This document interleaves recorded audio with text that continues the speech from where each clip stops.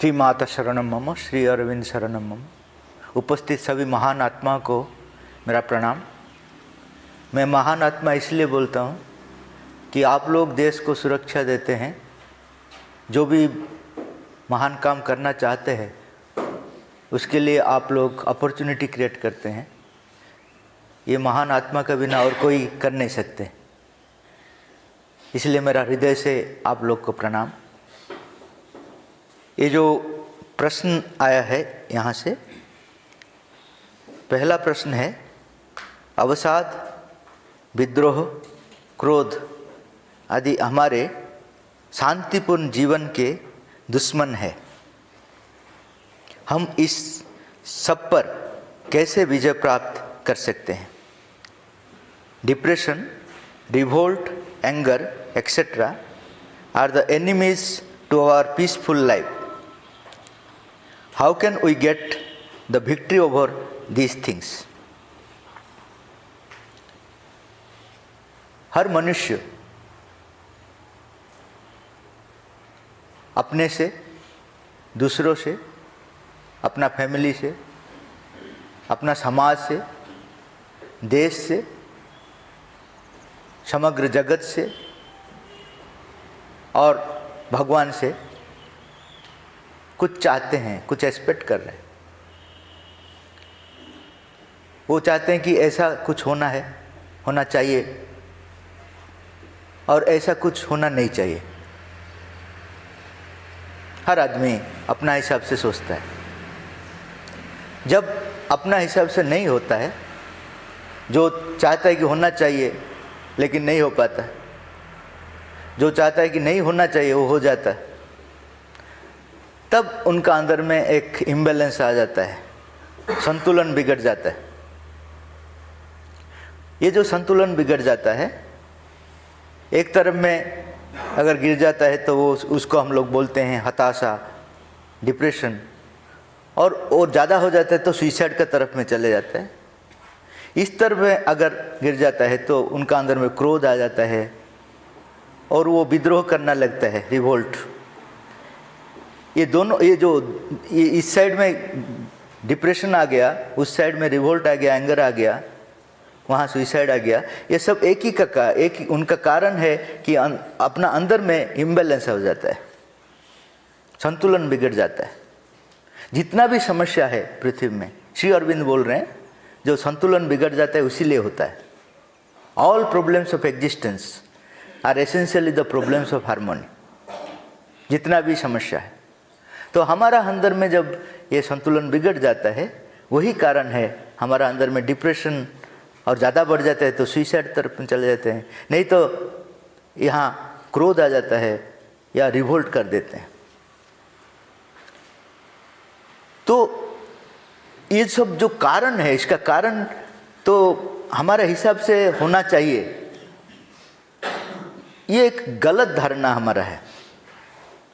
क्योंकि हमारा दृष्टि कितना है, हम लोग कितना देख पाते हैं दुनिया को। जो होता है सामग्रिक दृष्टि से, जो होना चाहिए वही होता है। मैं अपना दृष्टि से देख रहा हूँ, आपका दृष्टि से देख रहे हैं। हर आदमी अपना हिसाब से छोटा छोटा चीज़ देखते हैं, उसी हिसाब से वो एक्सपेक्ट कर रहे हैं। अगर उनका अंदर में एक ज्ञान आएगा कि मैं जो चाहता हूँ ठीक है, अगर होगा तो ठीक है, नहीं होगा भी उसका पीछे कुछ कारण है, मुझे उसको समझना है। अगर ये व्याप्ति मेरा चेतना में आ जाएगा, वाइडनेस, मैं क्या करता हूँ कि अपना ईगो में पकड़ कर रखता हूँ कि ऐसा ही होना है।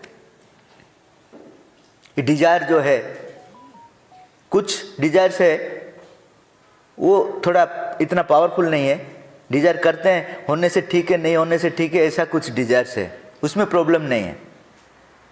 और एक डिजायर्स है जिसमें होने से अच्छा लगता है, नहीं होने से थोड़ा सा दुख भी लगता है, लेकिन ये भी प्रॉब्लम नहीं क्रिएट करता है। और एक डिजायर्स है जो कि नहीं होने से वो अपना संतुलन बिगाड़ देता है। ऐसा जैसा भी होना है, अगर नहीं होगा तो मेरा अगर पावर है तो रिवोल्ट करूंगा, नहीं तो डिप्रेशन में चले जाऊंगा। ये डेंजर पॉइंट है। तो ये कारण क्यों है, ऐसा क्यों हमारा जीवन में होता है? एक है फिजिकल कारण, जिसका नर्व्स वीक रहता है, शरीर वीक रहता है, उसका अंदर में छोटा छोटा चीज़ में आ जाता है। जैसा बुढ़ापे में ज़्यादा रिएक्शन क्यों होता है? क्योंकि उनका शरीर उनको कोऑपरेट नहीं कर पाता है, छोटी छोटी चीज़ में वो लोग बिगड़ जाते हैं, रिएक्शन आ जाता है, ऐसा क्यों नहीं हुआ, ऐसा क्यों नहीं। तो एक है फिजिकल का कारण है, शरीर का जो नर्व सिस्टम वीक हो जाता है तो डिप्रेशन या एंगर या रिवोल्ट ऐसा सब होता है, ये एक कारण है। हम लोग इसको समाधान कर सकते हैं अगर एक्सरसाइज, योगासन, प्राणायाम ये सब कर कर हमारा चीज़ को ठीक रख सकते हैं, ज़्यादा दिन तक रख सकते हैं।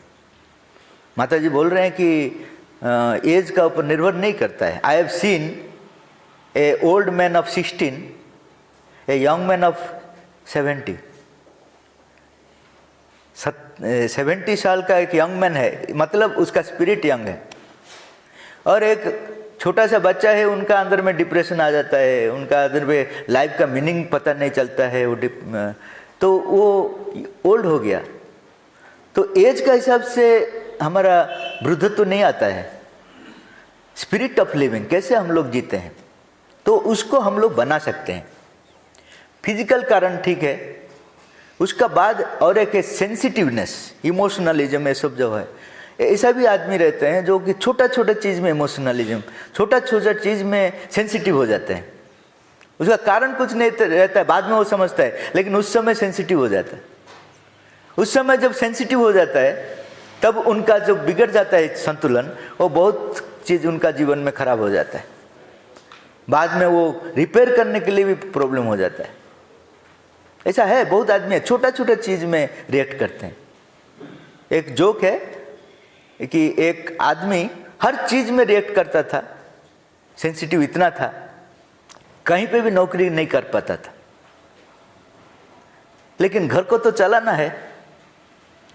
तो इसीलिए उनका जो फ्रेंड्स थे उनको बोला ठीक है वे कहीं पे भी लगा देंगे, एक होटल में लगा दिया, सर्व करेगा होटल बॉय। वहाँ भी ज़्यादा दिन नहीं रह पाया। उनको पूछा गया क्यों नहीं रह पाया? ना हर आदमी खाते रहेंगे, मैं क्या देखते रहूँगा? ये सेंसिटिवनेस तो उनको फिर क्या किया, अच्छा वो भी अगर उन लोग का साथ बैठकर एंजॉय करेंगे तो शायद वो छोड़ेगा नहीं, ऐसा सोचकर उनको क्या है फिल्म हॉल में रख दिया। जो फिल्म हॉल डोर में खड़े होंगे ना बॉयज, तो वो जो स्पेक्टेटर्स वो देखेंगे, उसके साथ वो भी देखेंगे फिल्म, तो रिएक्ट नहीं करेगा। लेकिन कुछ दिन के बाद वो वहाँ से भी निकल गया। उनको पूछा गया यहाँ क्यों निकल गया? वो लोग फिल्म देख रहे थे, तुम भी देख रहे थे फ्री ऑफ कॉस्ट में, वो लोग तो पैसा देकर दे रहे थे ना। वो लोग बैठकर देखेंगे, मैं खड़ा होकर देखूंगा, ऐसा नहीं होगा तो वो वहाँ से निकल गया। तो वो लोग सोचा कि ऐसा एक जगह में जाएंगे जहाँ रिएक्ट करने के लिए कुछ ही नहीं रहेगा, इसलिए स्मशान को ले गया। सोचा कि यहाँ तो कोई नहीं है रिएक्ट करने के लिए, वो बैठेगा, सब आएगा तो देखेगा, गिनेगा, पैसा लेगा, रखेगा। वहाँ पे भी 5 दिन के बाद छोड़ कर आ गया। बोला क्या हो गया? ना सब सो रहे, मैं क्या ऐसा जागते रहूँगा तो इसका मतलब है कि हर चीज़ में हम लोग का सेंसिटिवनेस है, वो हमारा जीवन को बिगाड़ देता है। ये और एक कारण है, ये दूसरा कारण है। तीसरा कारण है कि हमारा ज्ञान परिपक्व नहीं है, हर चीज को अंदर से नहीं देख पाते हैं। क्यों करते हैं, क्यों नहीं करते हैं, थोड़ा सा अंदर में जाएंगे, क्यों ये चीज ऐसा हुआ, ऐसा क्यों नहीं हुआ, ये सब को अगर हम लोग थोड़ा सा अंदर में जाएंगे ना, हर चीज में पता चलेगा कि वो अच्छे के लिए होता है। जितना भी बड़ा प्रॉब्लम आपका जीवन में आता है, आप बाद में देखेंगे जहाँ प्रॉब्लम ज़्यादा था वहीं पे आप ज़्यादा सीख लिया, ज्ञान प्राप्त किया। लेकिन उसी समय जब प्रॉब्लम होता है तब तो आप डिप्रेशन में चले जाते हैं, रिवोल्ट हो जाता है। तो एक ज्ञान का अभाव रहता है कि मेरा जीवन में जो भी होता है उसका पीछे एक अच्छा कारण रहता है, वो अपॉर्चुनिटी है। अपॉर्चुनिटी हर टाइम एक प्रॉब्लम को लेकर आता है। एक बार क्या हुआ, अलेक्जेंडर एक शिल्पी का पास गए थे, वो एक मूर्ति बनाया था। वो मूर्ति एक पिकुलर मूर्ति था, ऊपर में एक कवर था, उनका जो सिर था उसका ऊपर एक कवर था, दिखाई नहीं देता था, और नीचे जो पैर था उसमें एक दो पंख था। तो उन्होंने पूछा शिल्पी को, बहुत अच्छा बना है लेकिन इसका अर्थ क्या है, इसका नाम क्या है मूर्ति का? तो उन्होंने बोला इनका नाम है अपॉर्चुनिटी, सुजोग। अच्छा, बहुत अच्छा नाम है, इसका मीनिंग क्या है? ऊपर में क्यों इसका ऊपर ढका हुआ है और नीचे क्यों पैर में दो पंख लगा हुआ है?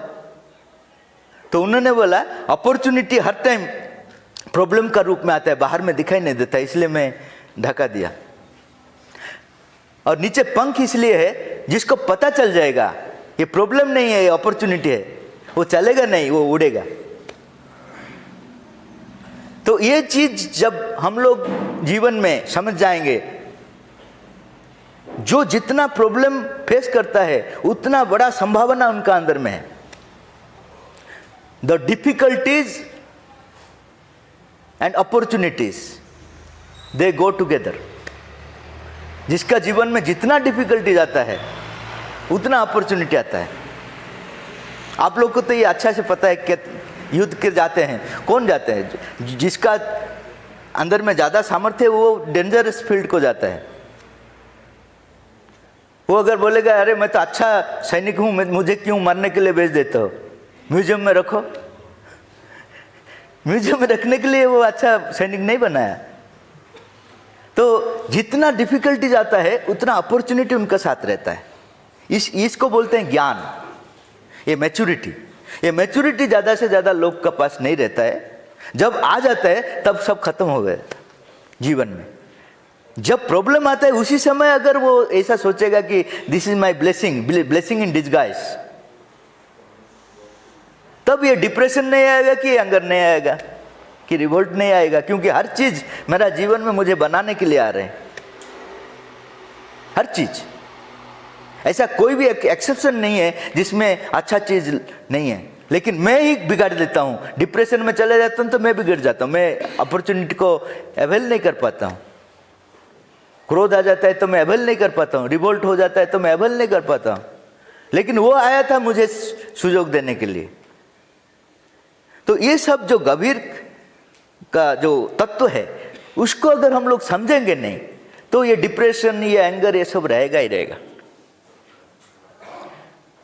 एंगर जो बोलते हैं हम लोग, क्रोध जो है वो दो टाइप है। एक है समाज को परिवर्तन करने के लिए भी एक प्रकार क्रोध है। जैसा मैं एक उदाहरण दूंगा, महान जो साधु संत है वो लोग क्रोधित होते हैं, उसमें समाज का मंगल हो जाता है।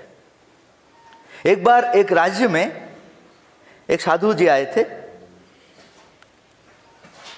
उनको देखने के लिए राज्य का हर आदमी उनसे आशीर्वाद लेने के लिए आए थे, लेकिन वहाँ का राजा ये सब विश्वास नहीं करते थे।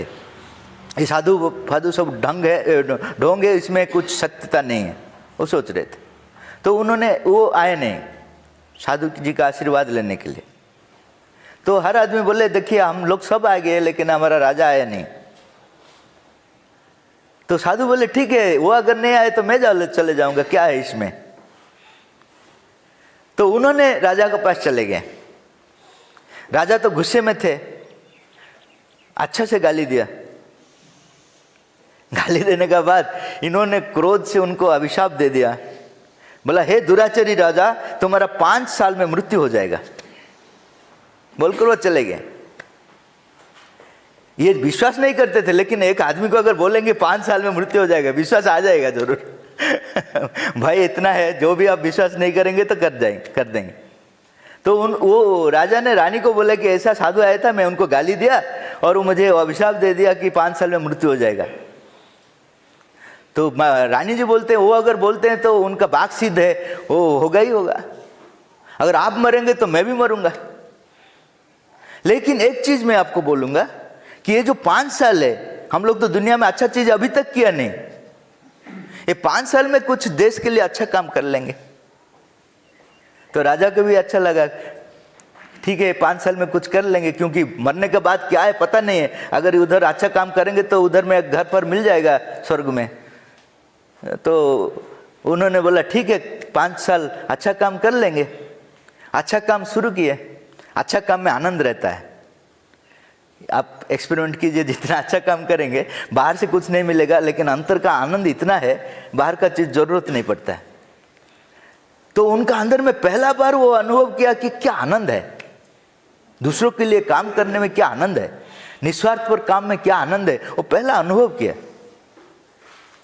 तो वो दोनों ने काम में इतना वो अपने आप को भूल गए। 5 साल बीत गया, 6 साल, 7 साल, 8 साल हो गया, 10 साल में वो साधु फिर आए।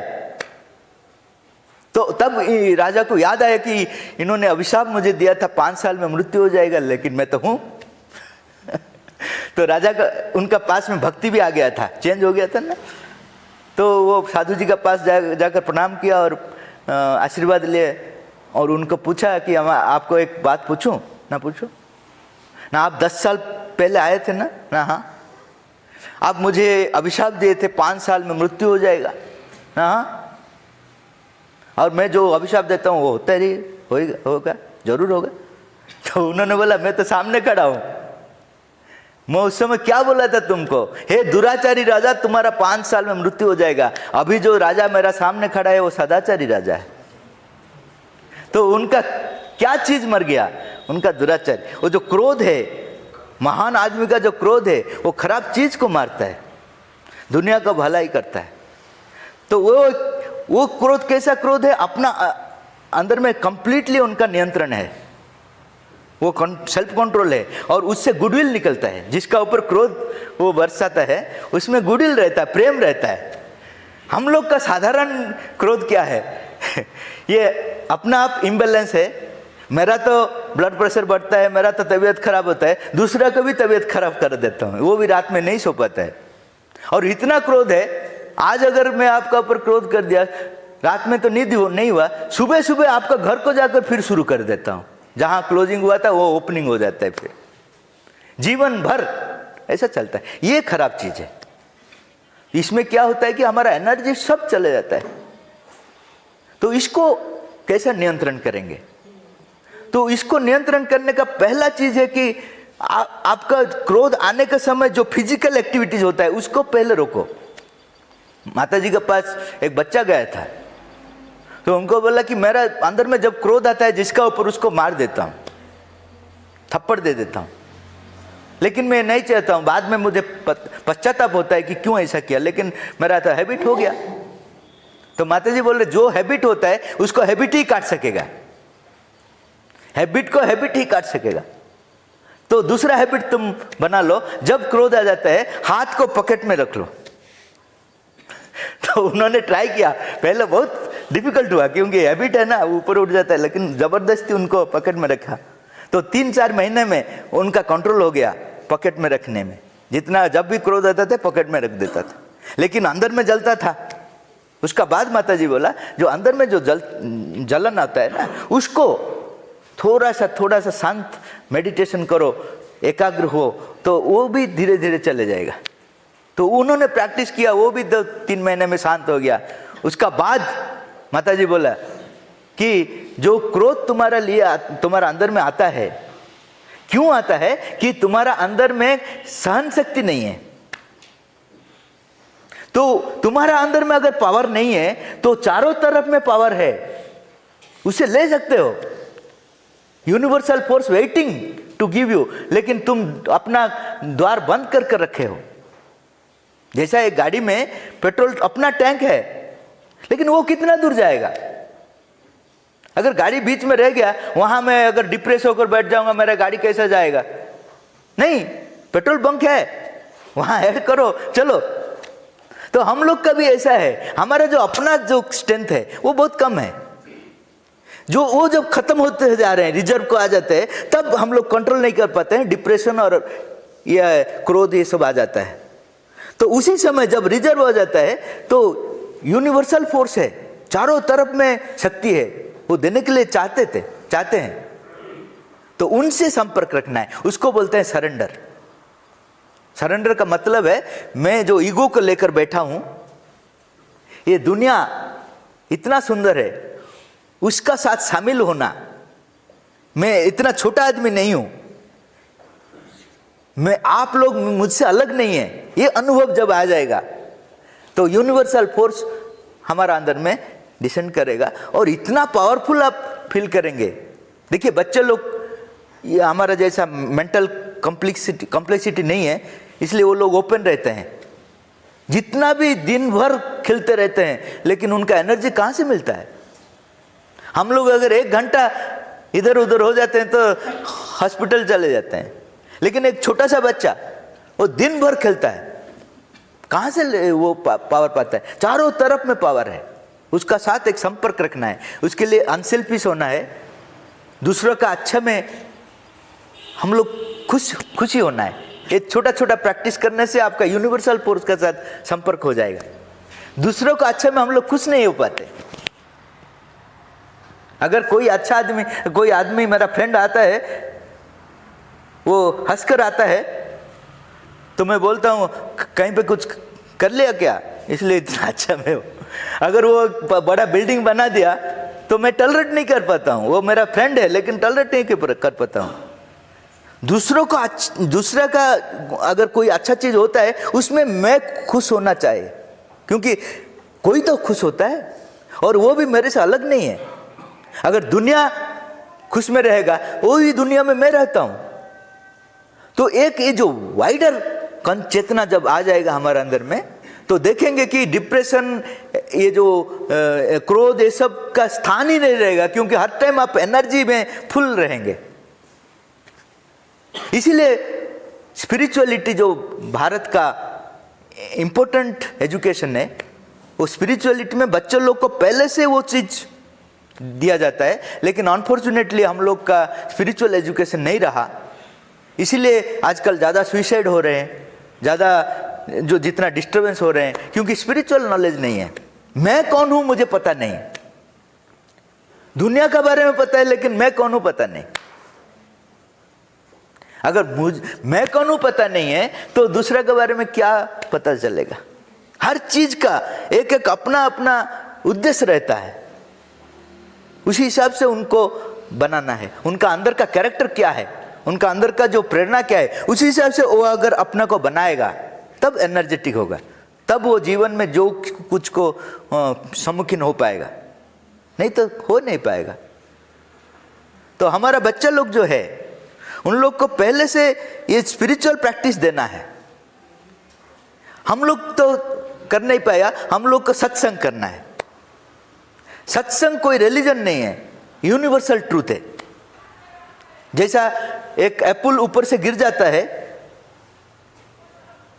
माध्याकर्षण शक्ति, वो कौन सा रिलीजन का है? माध्याकर्षण शक्ति हिंदू का है, मुस्लिम का है या क्रिश्चियन का है? यूनिवर्सल। ऐसा ही स्पिरिचुअलिटी यूनिवर्सल है, किसी का पर्सनल प्रॉपर्टी नहीं है, ये हर आदमी प्रैक्टिस कर सकता है।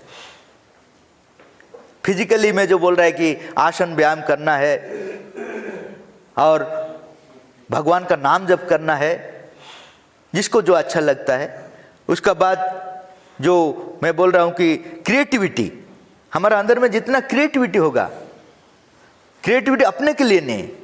अगर कुछ भी सुंदर दिखता है तो मेरा अंदर में आ जाता है, मैं घर को ले जाऊं, वो क्रिएटिविटी नहीं है, वो वहां पे है, मैं खुश रहूंगा। आपका इतना सुंदर बनाया आप लोग, और जो डाइनिंग हॉल गए थे, खुश अंदर से खुश हो गए कि इतना सुंदर बनाए, एक ओल्ड बिल्डिंग को इतना सुंदर बनाए, तो ब्यूटी सेंस है, तो अपने आप आनंद लग जाता है। घर को लेने के लिए इच्छा नहीं होगा, अगर घर को लेने के लिए इच्छा हो गया तो वो नैरोनेस हो गया। अगर किसका घर में कुछ फूल का पेड़ देख लिया तो वो पेड़ मेरे घर को नहीं लेने से रात में नींद नहीं होता है, ऐसा नहीं है। एक वाइडर चीज होना चाहिए। क्रिएटिविटी का मतलब जो जहां पे है वहीं पे सुंदर है, उसका प्लेस और कोई रिप्लेस नहीं कर पाएगा। आप बोल रहे हैं फूल सुंदर है, ठीक है, लेकिन अपना जगह में सुंदर है, हमारा जो ये नाक है ये भी सुंदर है फेस के लिए, अगर फेस से निकाल देंगे ये सुंदर नहीं है। अगर एक फूल भी आकर यहाँ लगा देंगे फेस सुंदर नहीं होगा। यहाँ इसका प्लेस कोई रिप्लेस नहीं कर पाएगा। हर चीज का अपना अपना प्लेस है, वहीं पे वो सुंदर है। हम लोग क्या करते हैं, आर्टिफिशियल इधर से उधर उधर से उधर कर कर समग्र जगत को इम्बैलेंस बना दिया। वहीं पे ये सब डिस्टर्बेंस होता है। ये छोटी छोटी जो डिप्रेशन से शुरू कर कर रिवोल्ट तक, ये कारण है ये जो इम्बैलेंस है।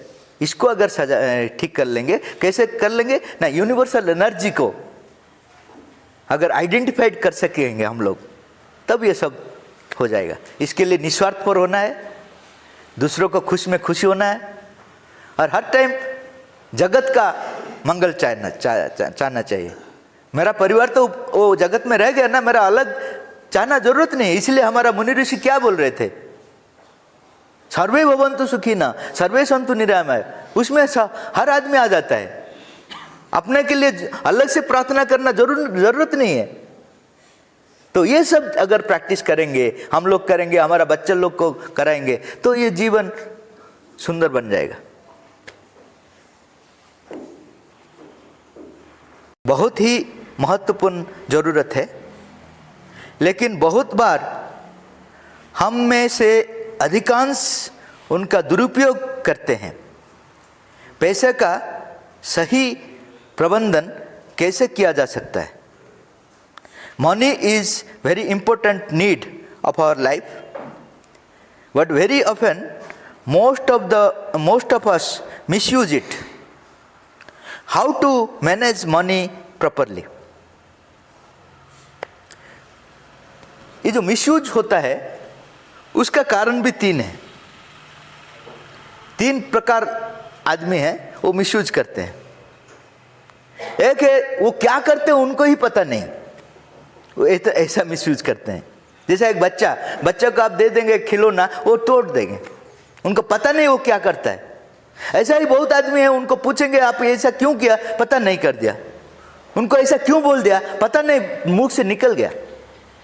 हर चीज वो बोलेगा पता नहीं, कहां जाते हो ना पता नहीं, कब आओगे ना पता नहीं। ऐसा आदमी है, वो सिर्फ करते जाते हैं। अनकॉन्शियस स्टेट है, उसको बोलते हैं अनकॉन्शियस स्टेट। वो करते जा रहे हैं लेकिन उनको पता नहीं वो क्या करते हैं। उनका थ्रू में मिसयूज होता है। वो कभी सोचता भी नहीं क्यों किया, खराब काम किया ये भी नहीं सोचता है। इतना अनकॉन्शियस स्टेट में कुछ आदमी रहते हैं, उनका थ्रू में मिसयूज होता है। उनको बोलने से भी वो समझ नहीं पाएंगे। दूसरा कैटेगरी है, वो समझते हैं कि ये मिसयूज होता है, लेकिन उनको पता नहीं मिसयूज जो करता है उसी का रिटर्न उनका पीछे आ जाएगा। फिर वो जो करता है, सिस्टम ऐसा बनाया हुआ है, मैं जो कर रहा हूं वो मेरे पीछे ही आ जाएगा, बुमरैंग का जैसा। ऐसा कोई चीज नहीं है जो मैं नहीं किया मेरा पास आ जाएगा। हम लोग को पता नहीं होता है क्यों होता है। हम लोग बोलते हैं अरे भाई मेरा जीवन में इतना दुख क्यों है, क्योंकि हम लोग कितना कब किया था वो हिसाब है, वो मेरा पास ही आ जाएगा। अभी नहीं आएगा तो बाद में आ जाएगा। इमीडिएटली तो आप देखेंगे, अगर एक आदमी झूठ बोलता है तो उसका परिणाम उनको इमीडिएटली मिलता है। वो रात में नहीं सो पाता है, क्योंकि वो एक झूठ को कवर करने के लिए दूसरा झूठ को सोचना पड़ेगा उनको। दूसरा झूठ को कवर करने के लिए 5 झूठ सोचना पड़ेगा। उनका जीवन ही नर्क हो जाएगा। आप देखिए, एक्सपेरिमेंट कीजिए। एक झूठ बोल दिया, एक सच बोल दिया तो आराम से सो पाएंगे, क्योंकि सच तो सच ही है ना। लेकिन एक झूठ बोल दिया तो आपको कितना बनाना पड़ेगा रात भर। अगर वो देख लिया तो क्या बोलूंगा, अगर वो देख लिया तो ये बोल दिया, ये देख लिया तो इसको क्या बोलूंगा, अरे ये दोनों अगर मिल जाएंगे तो क्या बोलेंगे। तो रात भर नर्क में आप रहेंगे। एक छोटा सा झूठ, ये जो भी करते हैं आपका रिटर्न हो जाता है। ये सृष्टि ऐसा बनाया है, वो अपने आप रिटर्न हो जाएगा। आप कहीं पे भी नहीं जाएंगे। आप जितना भी चतुर होंगे उतना जल्दी आपका पास रिटर्न होगा, क्योंकि ये सृष्टि सरल है, इसमें चतुरता काम नहीं करेगा। हम लोग सोचेंगे कि मैं क्लेवर हो गया, उनसे पैसा मार लिया, वो सब चीज मेरे पास आ जाएगा। हमारा जाल में हम खुद फंस जाएंगे। एक बार क्या हुआ कि एक आदमी, उनका डेथ का समय आ गया, तो जो किंग ऑफ डेथ वो आए, बोले कि तुम रेडी हो जाओ, तुम्हारा लिस्ट में हो गया, तुमको ले जाऊंगा। तो उनको तो जाने के लिए इच्छा नहीं था। उन्होंने बोला ठीक है, आप तो हमारा घर आए हैं, थोड़ा चाय पी लीजिए। तो उन्होंने बोला ठीक है, चाय दे तो दे दो। तो उसमें क्या, वो थोड़ा गंजाई मिला दिया, भांग मिला दिया, तो अच्छा से सो लिया। उस समय वो क्या किया, वो जो लिस्ट था नीचे का ऊपर, ऊपर का नीचे कर दिया। तो उनका जो पहला था वो लास्ट को चले गया, और जो लास्ट में था वो पहले आ गया। तो उन्होंने जब उठ गए नींद से, अच्छा से नींद हुआ था, तो वो बोला मैं इतना खुश हो गया हूं, मैं लिस्ट को रिवर्स कर दूंगा, नीचे से शुरू करूंगा। तो देखिए, लाइफ ऐसा बनाया हुआ है, आप किसी को चीट करेंगे वो आपके पास ही आ जाएगा, दूसरा रूप से, आपको पता ही नहीं चलेगा। जीवन में जो कुछ होता है वो हमारा कार्य ही होता है। जो परिस्थिति है अपना मिरर है और कुछ नहीं है। ये अगर समझ में आ जाएगा तो वो मिसयूज नहीं करेगा, क्योंकि उनका परिणाम उनके पास ही आएगा। ये समझ में नहीं है इसलिए वो लोग करते हैं। तो वो मिसयूज करते हैं, जानते हैं, लेकिन उनको पता नहीं है कि उनको ही भोगना पड़ेगा वो मिसयूज का परिणाम। वो मिसयूज का परिणाम उनको ही भोगना पड़ेगा और किसी को नहीं। ये सिस्टम ऐसा बनाया हुआ है, इसको कोई भी बंद नहीं कर सकता। तीसरा है, जो है उनको पता है कि ये मिसयूज करते हैं, और उनको पता है कि वो उनका ऊपर आएगा, लेकिन फिर भी वो मजा लेता है कि मिसयूज करने में। वो बोलता है मरेगा तो मरेगा, कब तो मरेगा, अभी मर जाएगा, क्या प्रॉब्लम है, लेकिन जितना दिन है एंजॉय करो। मिसयूज में एक पिकुलर टाइप ऑफ एंजॉयमेंट है। बहुत आदमी है रास्ते में अगर गाड़ी को तोड़ देंगे तो वो इतना हीरो जैसा समझेंगे, पता नहीं क्या हीरोइज्म है इसमें, पता नहीं है, लेकिन एक गाड़ी को जला देंगे, एक टायर को जला देंगे तो ऐसा चलेंगे हीरो जैसा। ऐसा एक विकृत आनंद भी आदमी का अंदर में है। उनको पता है वो खराब काम करता है, लेकिन उसमें वो अपने आप को बहुत बड़ा हीरो समझते हैं। तो उसका अंत भी ऐसा होता है, जितना बड़ा करता है, जानबूझ कर करता है, उतना बड़ा अंत उनका पास आता है। आप देखिए, ऐसा सुंदर सृष्टि बनाया हुआ है, हर चीज अपने आप न्यायपूर्ण होता है, किसी को रहना जरूरत नहीं है, अपने आप न्यायपूर्ण होता है। तो हर चीज को अगर सही पे उपयोग करेंगे, देखिए मनी फोर्स एक शक्ति है, उसको अगर सही उपयोग करेंगे, भारत में कोई गरीब नहीं रहेगा। जितना मिसयूज होता है, अभी रिसेंटली निकला था इंडिया टुडे में, जितना पैसा मिसयूज होता है वो ज्यादा है हमारा गरीबी से, इतना मिसयूज होता है। जितना गरीब लोग है उनको खिलाकर अच्छा से बैंक में पैसा देने से भी खत्म नहीं होगा, उतना पैसा मिसयूज होता है। तो अगर हम लोग इतना भी कॉन्शियस हो जाएंगे, किसको देना जरूरत नहीं, मिसयूज मत कीजिए, तब भी ये देश ठीक में चलेगा। मिसयूज बंद करने से देश ठीक चलेगा।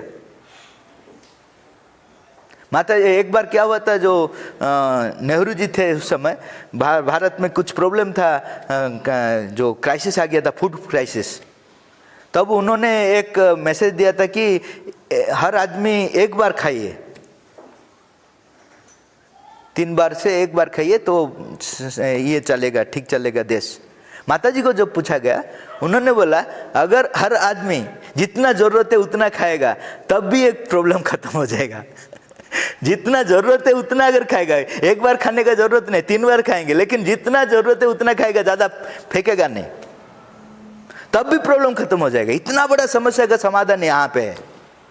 लेकिन हम लोग इतना अनकॉन्शियस है, इतना हमारा अंदर में ये है कि ये हैबिचुएटेड है, मिसयूज करना एक हैबिट में बन गया हम लोग। अगर ऐसा बैठते हैं तो किसी को तोड़ देते हैं, अरे क्यों तोड़ दिया, हैबिट, इसको ऐसा ऐसा कर कर तोड़ देते हैं, हाथ ऐसा चले जाता है। आदमी इतना मिसयूज करते करते उनका हैबिट में आ गया कि वो उनको पता नहीं है, कुछ तोड़ देता है, ऐसा पकड़ते हैं उसको तो छोड़ देता है, वो टूट जाता है। तो इससे हम लोग को निकलना है, हैबिट को कंट्रोल करना है और ज़्यादा से ज़्यादा समझना है कि मेरा अधिकार उतना तक है जितना मेरा नीड है। नीड से ज़्यादा अगर मैं अपने के लिए यूज किया तो मैं एक चोर हूं, क्योंकि दूसरा का प्रोपोर्शन मैं ले लिया। भगवान हर आदमी को जितना जरूरत है उतना दिए हैं, सृष्टि किए हैं तो सब आदमी को जितना जरूरत है दिए, आदमी नहीं है, हर क्रिएशन का, हर चीज को, हर जीव को। लेकिन गड़बड़ होता है मैं जब मिसयूज करता हूं। ये अगर रियलाइज करेंगे तब भी बहुत अच्छा होगा। तो आज का क्वेश्चन यहीं पे खत्म हुआ। आप लोग का अगर अंदर में कुछ प्रश्न है तो पूछ सकते हैं। बहुत अच्छा लगा कि आप तो डिसिप्लिन्ड है, इसलिए ये तो नेचर है आपका, और भी टाइम में भी शुरू कर दिए, बहुत अच्छा लगा। और आप लोग हम लोग को यहाँ रहने के लिए जो क्या व्यवस्था किए हैं, इतना अच्छा लगा कि मैं भगवान से प्रार्थना करता हूँ आप लोग का घर में शांति रहना है। और जो अभी आप ये बोल रहे थे कि भाई आदमी तोड़ देता है या अहंकार, नीचे वाले आदमी को कभी नहीं आता, गरीब आदमी को ऊपर वाले को क्यों आता है, जानते हुए भी, चाहे वो कोई राजनेता है, चाहे कोई अधिकारी है या कोई पैसे वाला है। वो इसीलिए मैं बोल रहा हूँ कि हमारा जो एजुकेशन सिस्टम, उसमें स्पिरिचुअलिटी इंक्लूड नहीं किया। तो वो लोग शुरू से सोचते हैं कि मैं कितना बढ़ा सकूंगा, दूसरों को कितना मार सकूंगा, ये सब चीज़ हमारा एजुकेशन में नहीं है। तो वो पहले से अगर नहीं सीखता है तो बाद में वो सीखना बहुत मुश्किल हो जाता है, जितना देरी करता है। ये एक एजुकेशन सिस्टम में चेंज ले आना है। दूसरा है, श्री अरविंद बोल रहे हैं, इसीलिए मैं तपस्या किया है 40 इयर्स, 2010 से 2050 तक, सॉरी 1910 से 1950 तक 40 इयर्स तपस्या किया है। उसमें 24 इयर्स एक रूम में तपस्या किया है कि ऐसा एक कुछ शक्ति है क्या जो ये जो मनुष्य का जो प्रवृत्ति है उसको चेंज कर पाएगा। क्योंकि अभी तक हम लोग का बिलीव है मनुष्य का प्रकृति परिवर्तन नहीं हो पाएगा। कुत्ता का जो पूंछ है ना, ऐसा हर टाइम बैंड रहेगा, जितना सीधा करो उतना है। अभी तक तो हम लोग यही सोचे हैं।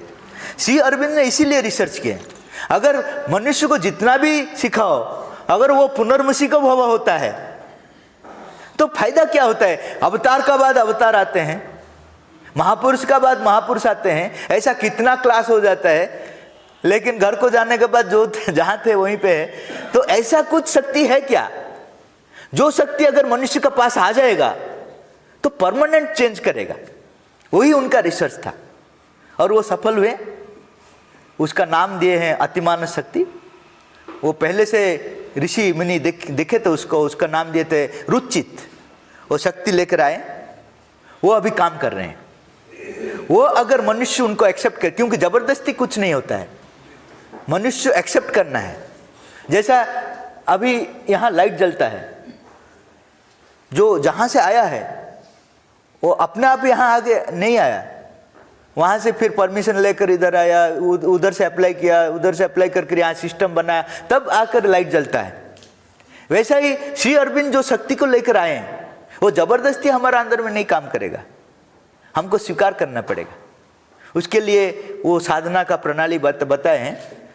इसलिए भी हम लोग का घूमने का एक पर्पज भी वही है कि ये जो नया शक्ति आया है उसका प्रति अगर ह्यूमैनिटी ओपन हो जाएगा, जो मेन प्रॉब्लम आप जो बोले हैं उसका समाधान हो पाएगा।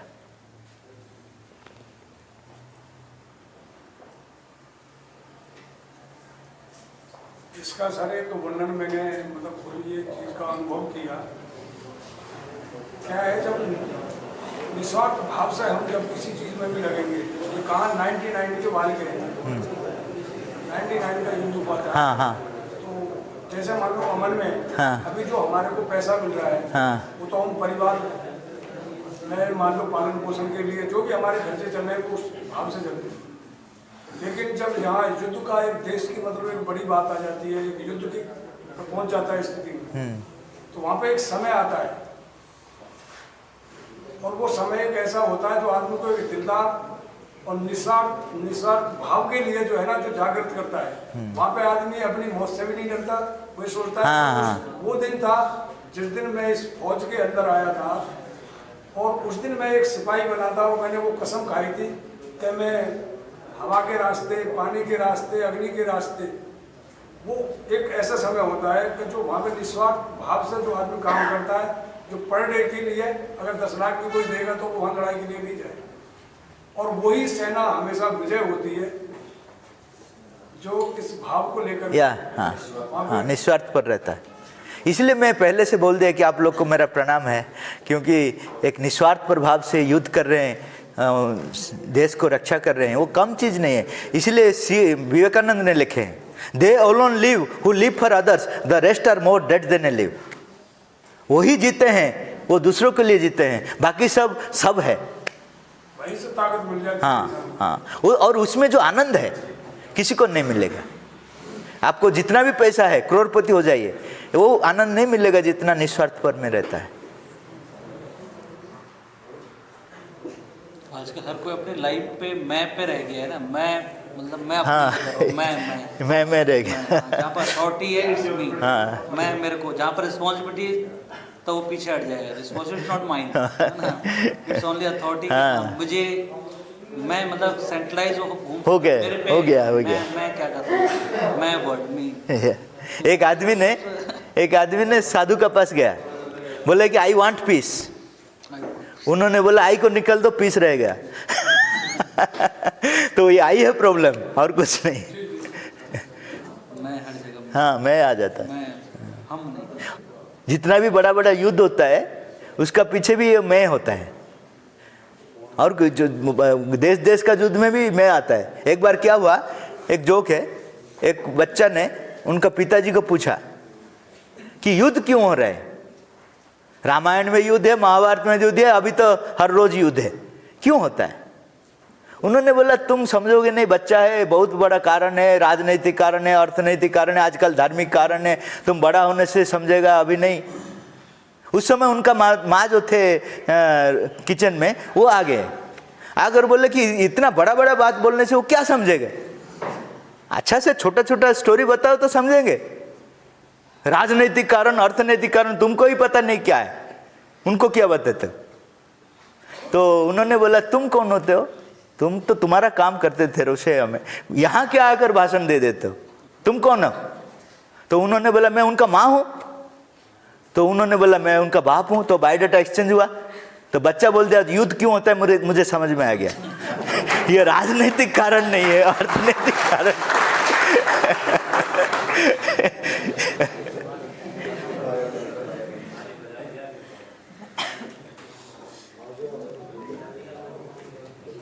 तो धन्यवाद आप लोग को, बहुत अच्छा लगा आपसे मिलकर।